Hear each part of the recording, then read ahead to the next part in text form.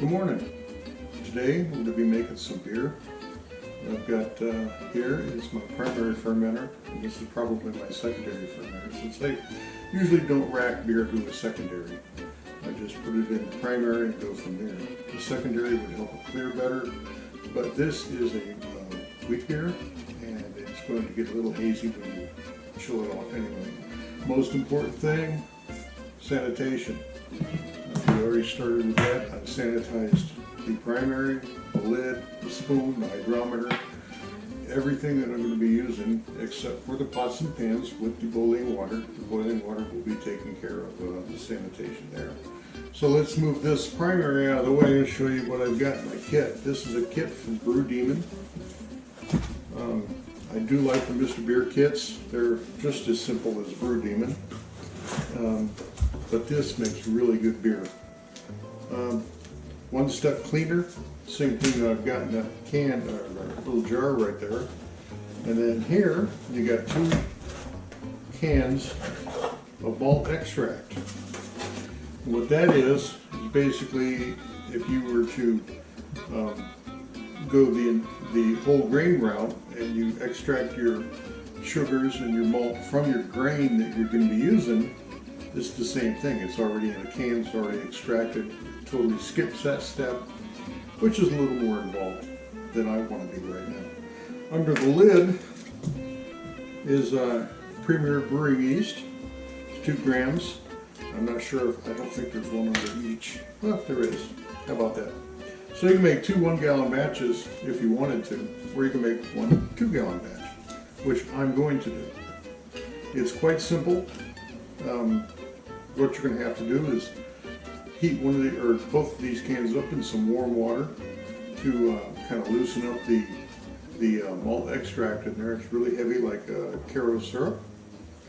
And then we'll be starting the yeast.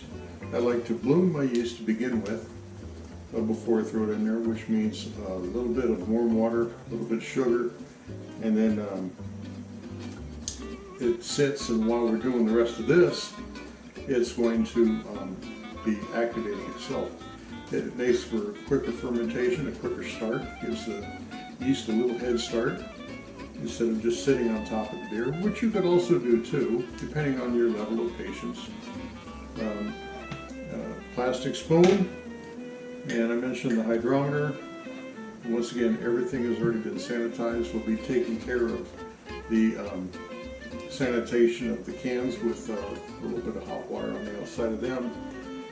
Now the instructions for these are on the outside of the can, so it's pretty simple. If you've done it before, now interestingly enough, line 1, sanitize your equipment. Another big plus, you've got to have sanitation on your equipment. Otherwise your beer will go funky, and when it goes funky, it does crazy things like taste like Band-Aids and bananas and just really off flavors that you do not want in a beer. You want to be able to enjoy it. You don't want to have to guess, I wonder what went wrong with that batch. So what I'm going to do is get things set up, and we'll begin, and I'll be right back. So what we're going to do here, we got 4 cups of water in a pot. Turn that on and get it up to a boil. If you can see the stove good enough, forgive the, it's a little grungy, but I'm not Martha Stewart, and we use our kitchen for cooking. So while I'm doing that, I'm going to open up these cans, and they have a cool little pop top on the top so you don't make too big of a mess. And you don't have to sanitize the can opener. And then this is what the syrup looks like. It's really, really thick, and it starts out sweet with a little bitter undertone, and there's a lot of orange zest that goes along with this beer, and you can actually see it in the cans. There's a little bit of orange zest in there. It's a Witbier, and we're going to be bringing this water up to a boil here. Shouldn't take very long.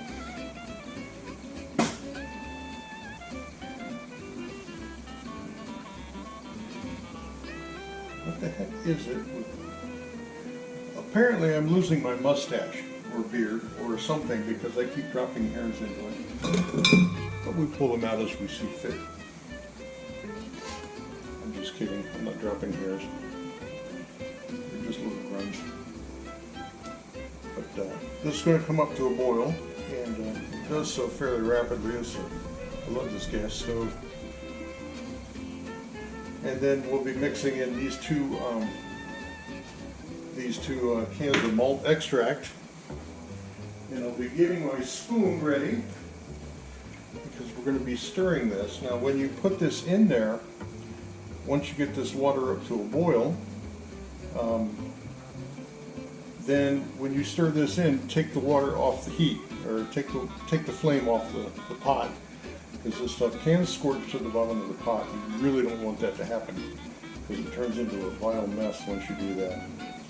So while we're still waiting, let's see, I already mentioned the sanitation, which is obviously important.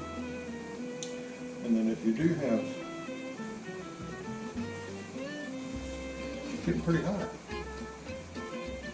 And if you have the means to do this, really all it is, you can actually use the same equipment that you use for winemaking. You don't need as much of it.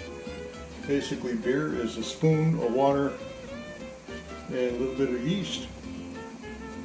And we're almost up to a boil now. And the reason you bring this up to a boil is because even though it's still a malt extract and everything's been removed from the grain that it was in, this just helps it break up and reactivate the extract itself so it can be ready to access the yeast and build up the fermentable sugars. And like I said, it's quite sweet, and there's a little bit of orange peel in it. So we're almost there. This is the slow part, watching a pot boil. And we're going to turn that off. And then this is the extract. You see how syrupy it is. This just goes in there, and get a spatula. Get as much out as you possibly can.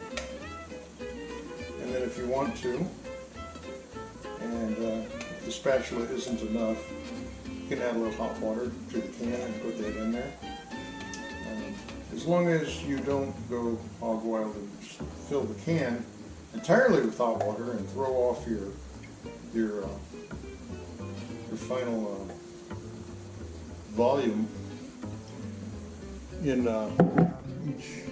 your primary fermenter. And there's the second can. Now this kit, you can do 1 gallons, or you can do 2. And being as you have 2 cans in a kit, and I have a 2-gallon fermenter, I'm going to do both of them at the same time. Get all that stuff in there. And like I said, don't do this while it's boiling, because the time it takes for me to get 1 can of malt extract in there, the first one that I put in, could be scorching. You can try to get all this off the spatula, but that's okay. We'll be cleaning up. Unlike wine, beer extract makes a horrible sticky mess if you do something crazy like spill it. And you're just going to gently mix this in. Doesn't have to be sloshing. And you can see the orange zest that's in there, little orange zest pieces. And some of this will get into the final product. This will be actually in the beer itself. You may get a piece or 2 of that, but it's actually quite nice. I had one of these last night. I use a 20-ounce bottle, put these in, 20-ounce plastic, resealable bottle. It came with my Mr. Beer kit, but this BrewDemon seems to work pretty good too. And almost any beer kit that you put together, as long as it comes, just extract, then once you get this mixed up, Anyway, so any beer kit you put together with it as an extract, if you don't break the two gallon barrier, you can use the same fermenter. Now, BrewDemon does make a fermenter that I don't have, and I probably won't get because my Witbier kit is just as fine. It does just as well, and I think for the price I paid for it, it's quite nice. And I think you can probably pick them up various stores like Sportsman's, things like that. Okay, now we're going to get this all mixed up here, and then I'm going to reset my camera so you can see what's going to be going on. I'll be right back to you. Okay, so now what we're doing for this next part is we're just going to be adding things to the primary fermenter. Right now I've got 1 gallon of water sitting in here. They say 4 cups. 4 cups of water, but 4 quarts of water, I'm sorry. And I need to add a little bit more because I'm not quite up to the mark that they're looking for. And the reason they look for that mark is 2 reasons. One, to fill up obviously to put this thing up to its capacity so you don't get watery beer. And then the other is to provide against thermal shock when you put the hot liquid into that plastic fermenter, because it could, if it were hot enough, mess with the seams. We don't want anything like that happening. So and that brings it up to 1 gallon to begin with. And then we're going to be adding our mixture that we heated on the stove that is sitting right here. Once we get that in there, we're going to mix these together, and I'm going to draw off a little sample, and so I can see what the starting gravity of this beer is. So we're going to move on. We don't need that anymore.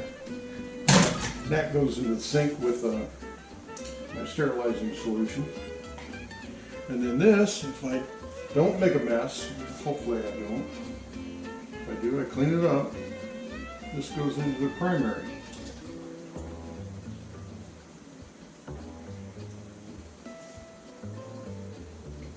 Look at that. All that beery goodness. And that takes care of that. Now that pot, if I were to leave that pot, it's going to turn into a sticky mess. Okay, now over here in this coffee cup, I've got a little bit of warm water, and I put my yeast in there, and a little bit of sugar, just a pinch really, and then mixed it up. And all that does is basically activate the yeast and say, hey man, there's sugar in here, let's get busy. And it starts doing what it's going to do. So now I'm going to mix this up, retrieving my spoon from the sanitizing solution. You could just shake this around, but you know.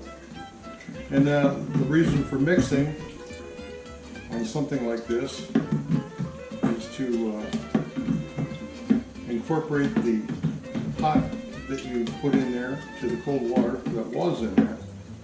You want everything mixed up. And then once we get this done, I'm going to add some more water to it, bring it up to the 2 gallon mark. And then we will be taking our specific gravity, our starting gravity. I'm just going to go ahead and leave that spoon in there, get my hands cleaned off, and then we'll get a gallon of water, or another gallon of water put in there, and I'll be right back, okay? Okay, we've filled up the pitcher, and I'm going to be putting that in the primary fermenter right now. And the yeast is really going down. It's turning into a kind of a froth right now, which is good. That means it shows that you have an active yeast. Now on the end of this pitcher, the primary fermenter, that you probably can't see, there is a 2 gallon mark that I just put my finger on. It's right there, a little bit raised. And I'll be filling the primary up to the 2 gallon mark with more cool water, not cold, but you know, lukewarm is fine because you want this to be acceptable to the yeast when you put it in there. You go too hot and the yeast gets angry and dies. And that is about the 2-gallon mark, I believe. Just a hair more. Well, let's not say hair, right? That should do it right there. And then we'll put that back. And then over here, now we're going to mix. Just get everything incorporated, and that malty mix, that syrupy mix that you saw in the very beginning is actually loosened up quite a bit.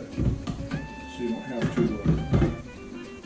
and get a sticky mess that sticks to the side of the jug or the primary fermenter. You don't want that. Now, to get my starting gravity out of here, you remember how I was using the wine thief and everything else, dipping, pulling out, dipping and pulling out. This has a spigot on the front, which makes it extremely easy to fill bottles. All I'm going to do is put my my hydrometer in the flask, and I'm going to take some from the bottom of this until I float my hydrometer. And pretty close, pretty close.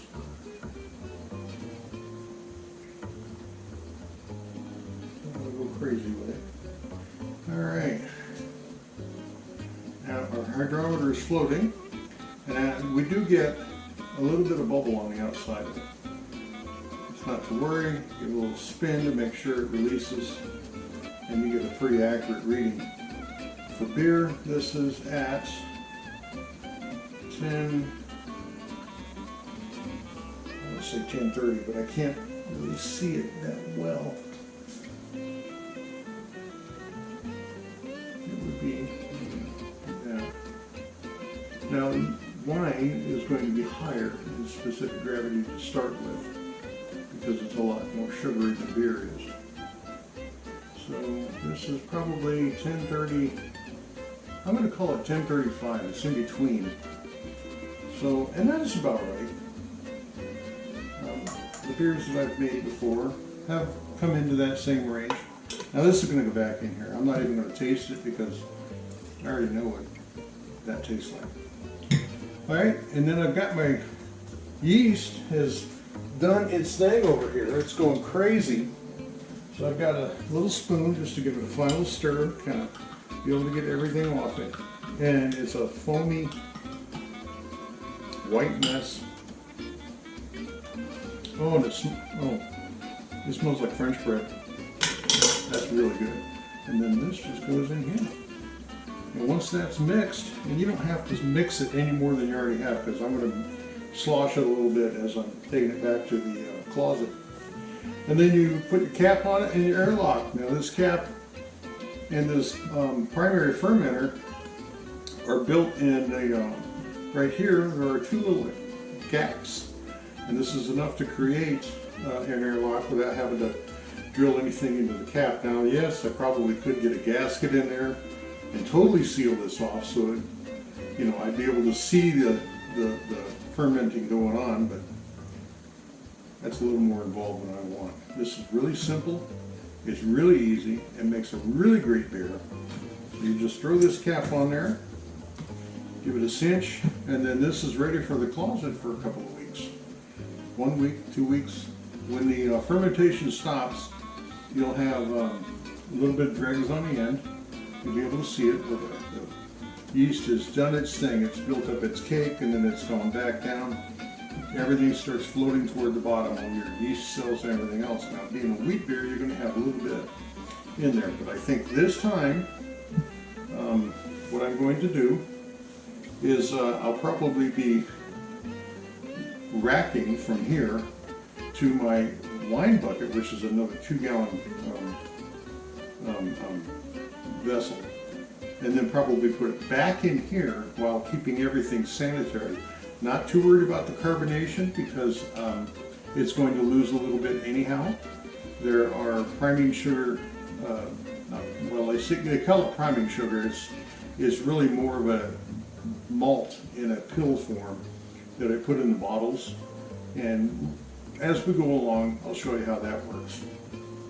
But it's basically a fermentable sugar that it's not so much that it was in here in the first place. There's a lot of sugar in here right now, but the priming tablets basically add just a little bit more for the yeast to wake up that little bit that will be suspended in the beer.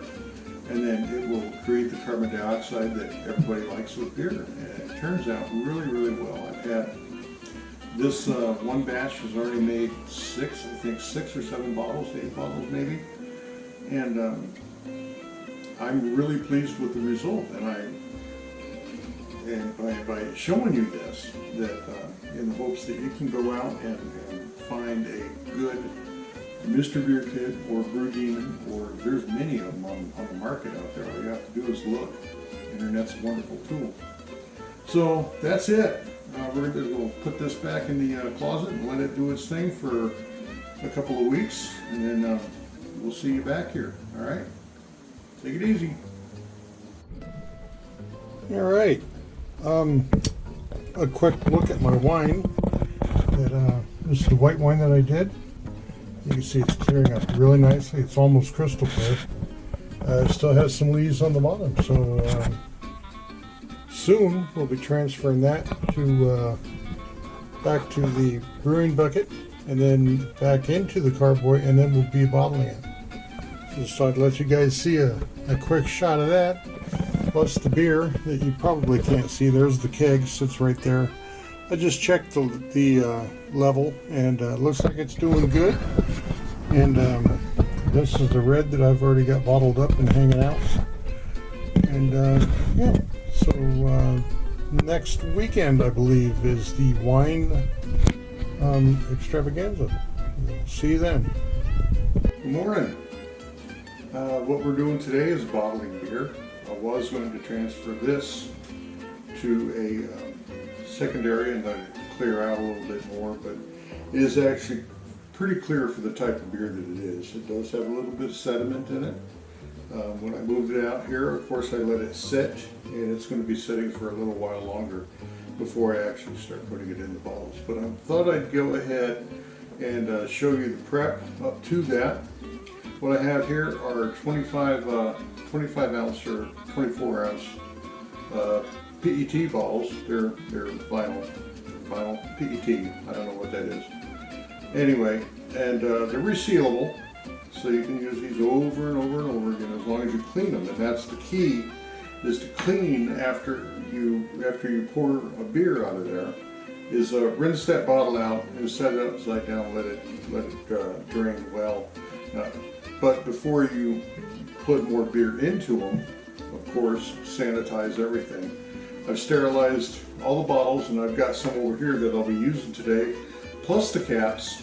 And the caps can be reused if you have caps that have that ring still attached. Go ahead and use those.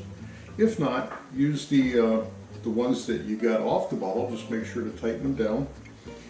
One of the things you have to do, though, is because it has the ring attached, is on the bottle you're going to be putting it on. For example, this one, which had a black cap on it in the first place, this one does not have a cap at all, never has yet.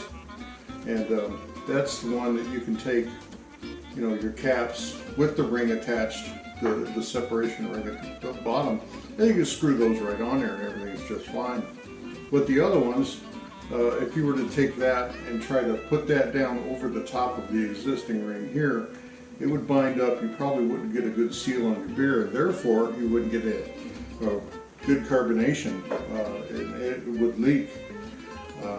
It would leak the carbonation out, and you would result in a flat beer, possibly with some flavors in there that you really don't want.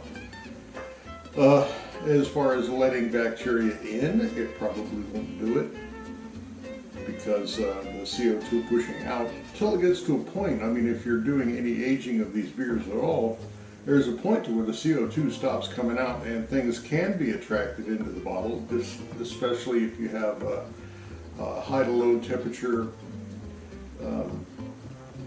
separation in your house, to where the bottles are going to be sitting somewhere cool and they came from somewhere warm. It's enough to create a vacuum to where it'll suck in a little bit of carbon or air, a little bit of oxygen, and that'll oxidize your beer and give it really skunky flavors, much like Corona. And now these bottles here are really cool because once you do get your beer into them, they flex. They're plastic.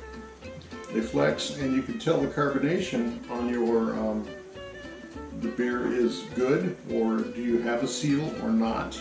As a matter of fact, let me show you. I've got one in the fridge that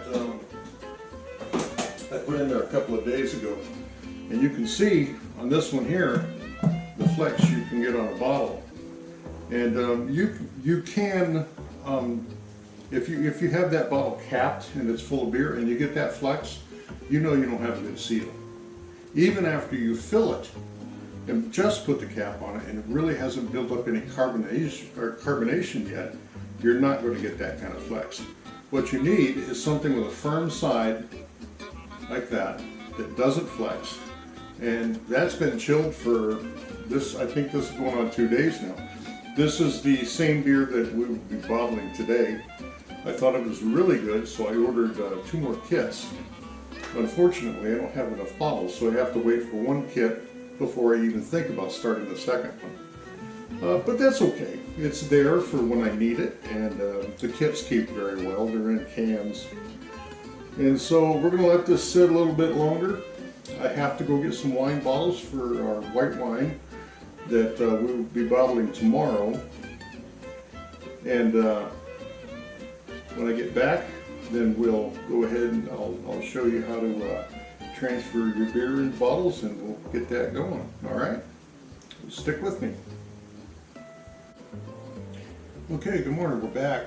I went into town and got my wine bottles, so we can be doing that tomorrow.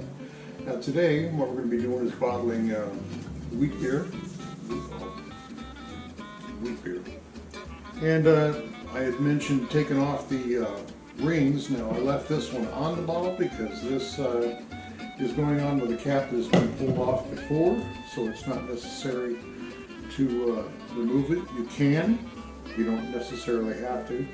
But if you do remove these rings, and I pre-did this one because it can get a little tough, use something that will clip this ring, preferably a pair of dikes or something along that line, maybe scissors if you have a pointy end and they're sharp enough.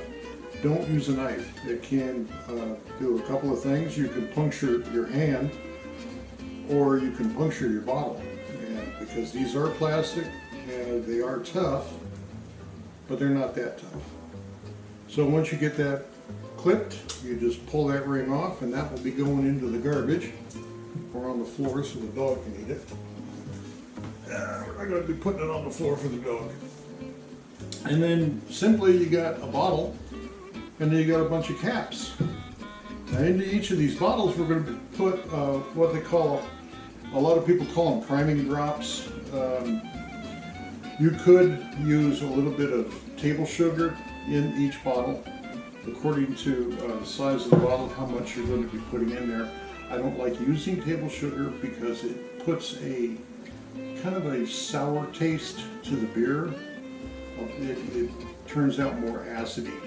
The yeast will carbonate it, but it produces an off flavor that I'm not a fan of. What I've got is these things called they're called conditioning tablets, but they're basically a carbonation drop, and it's a fermentable sugar. These are dried malt extract. Same thing that we made the beer with, the malt extract that was in a can. These are dried, and they're in tablet form. And the package, it gives you, per 12-ounce bottle, you want 3 tablets for a low carbonation, 4 tablets for medium, and 5 tablets for a high. Well, these are 24-ounce bottles. I'm not going to put 6 tablets in each one. I'm going to put like 4 in each one, because that brings about the right amount of carbonation that I prefer in my beers. Just enough to drink it, and as it carbonates, of course, the bottle's going to get a little firmer. And it's just, it's kind of an experimentation. You could certainly follow the pack in each 12-ounce bottle, you would have 6 of those bad boys in here. And while it will certainly hold the carbonation, it might overcarb it and you might wind up blowing a bottle or two. Nobody wants that to happen. So I'm going to carb these bottles and then I'll get the camera reset and I'll show you how to fill them. And so let's start out with putting the carb tabs in there. And you simply just drop these in the bottom, and these will dissolve as you put the beer in there and it sits. When you get done, you can actually give it up and a down one time, give a little more aeration in there, and it gets things started. So I'm going to put 4 in each of these, and then we'll start filling them. Okay? And I'll see you back here as soon as I get the camera reset and we get ready to fill. Okay? Stick with me. Okay, now what we're going to be doing is filling these bottles. And I've got a towel on the floor to catch any overspills. There probably will be 1 or 2, hopefully not. Priming tabs, the priming tablets are in there. And now you can do this with a bottling wand, but you just attach it to the spout here and then do the bottling wand like this. Just leave this valve open, and gravity will do the same thing with the bottling wand. However, I've done this a few times. I'm going to fill it to roughly here, and that'll give enough expansion and carbonation area that that would be just about the right amount of height. Now you try to go, say, about a thumb. You take your thumb, your knuckle, to the edge of here, to the edge of the rim. About down there is where you want to fill it. So I'll just be filling each of these, and you try not to aerate the beer as you go in. You give it a little tip to the side, and you're going to just push down on that, and the beer will start filling into the bottle. And this is a kind of a slow process. Try not to bubble it too much. It does have a little bit. You're not going to get away from that, really. But you don't want to stir up the carbonation so much. And that's about right there. See, now the fill is here. A little bit of carbonation that I got from the beer, the carb that's still in the beer already.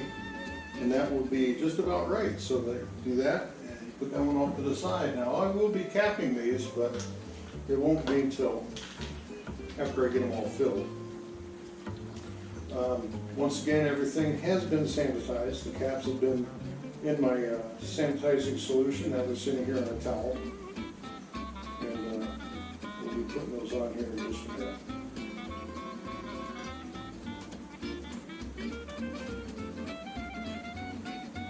And out of this 2 gallons of beer, I'm hoping we're going to get about 8 or 10 of these guys.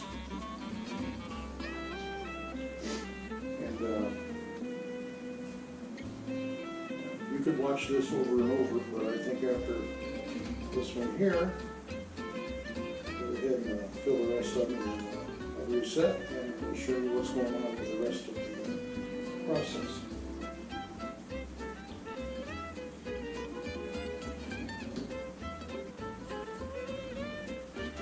You want to do this in a lit area too, something where you can see the bottles and their the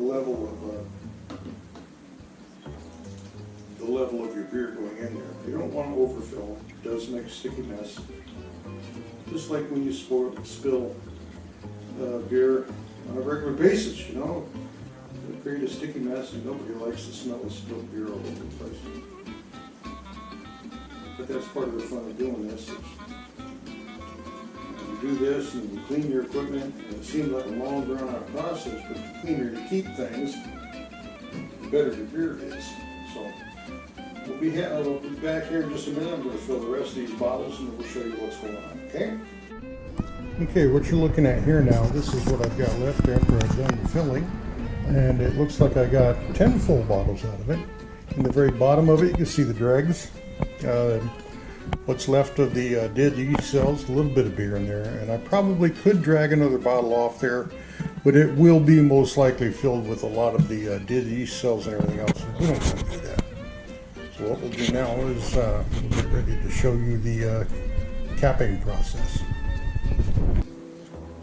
Okay, we've got them all filled, and I wound up with 10, and I'm happy with the fill levels. They're not exactly even, but they're close. That I'm happy with it. So then we put these caps on one by one, and if it has a ring, use the guide without the ring. Remember that.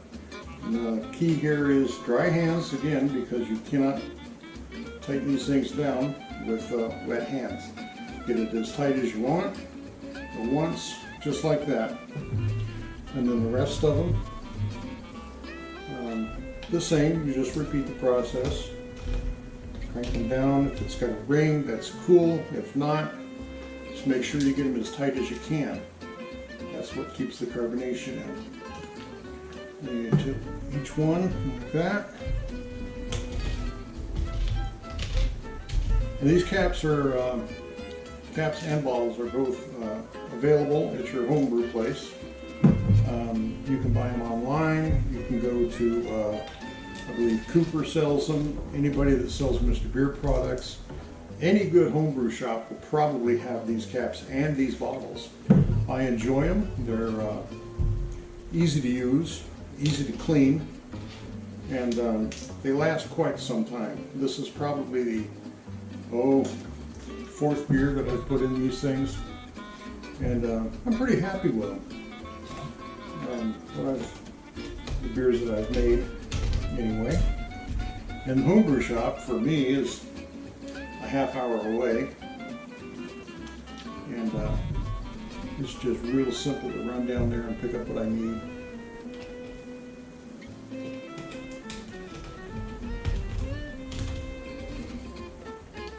Get these all capped off. Now the cool thing about it is the bottom of these have this kind of a dimple thing, so it's like a 2-liter soda bottle, and it also gives you something little to grab onto. So when you're cranking them up, you're not squishing the bottle, and you're let's see, that one and that one. Okay, we got a ring on that guy.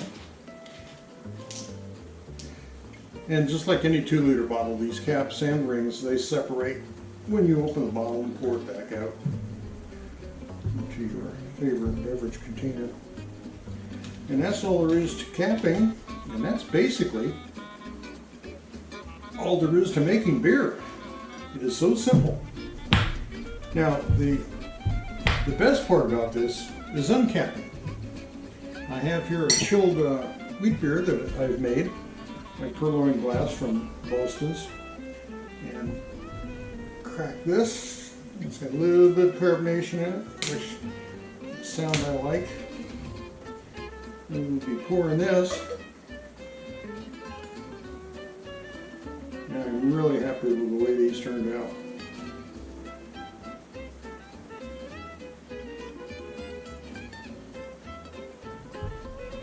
Cap that bad boy and put him back in the fridge for later on. Today is a warm day. It is afternoon, so this ain't day drinking. But this is homebrew. Anybody can do it. It's dirt simple. The most important thing is keep things clean. Keep your eye on the prize.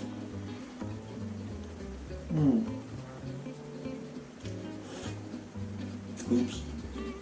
That's really, really good. And it kind of rivals tap beer that you get anywhere.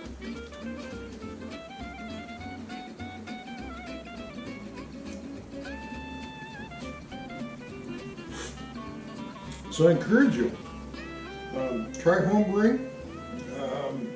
Go with a kit. They're very simple, very easy. You'll get satisfactory results if you follow your instructions. Cleanliness is everything. Go slow, take it one step at a time. Don't rush it, and you'll come up with a really good product. So, happy homebrewing. Cheers.